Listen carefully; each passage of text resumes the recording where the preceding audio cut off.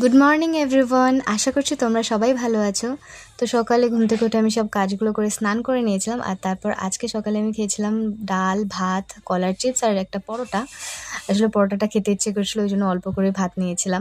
আর যেহেতু সানডে ছিল তাই আমার টিউশন ছিল, সেই জন্য টিউশনের জন্য আমি বেরিয়ে পড়ি। আমি অটোতে করেই যাই, যেহেতু রবিবার বাস থাকে না। তারপর আমি টিউশন ছুটির পর স্মার্ট পয়েন্টে ঢুকেছিলাম। আমার এটা একটা প্রায় অভ্যেসের মতো হয়ে গেছে টিউশনের পর একটু স্মার্ট পয়েন্টে ঢোকা। আমার নেওয়ার মতো তেমন কিছুই ছিল না, তো ওই জন্য আমি একটা ইয়েপ্পি নুডলস আর বারবার নিয়ে এসেছিলাম। বিস্কিটটা তো আমি আস্তে আস্তে খেয়ে নিয়েছিলাম রাস্তাতেই। আর ইয়েপ্পি আমি অনেক বছর পর খাবো।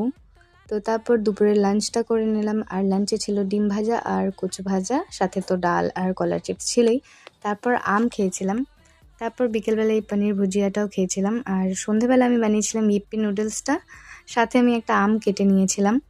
আর আজকের ডিনারে ছিল ধোয়া ওঠা ডিমের ঝোল আর ভাত। সো আজকের ভিডিওটা এইটুকুই, ভালো লাগলে লাইক শেয়ার করো, বাই।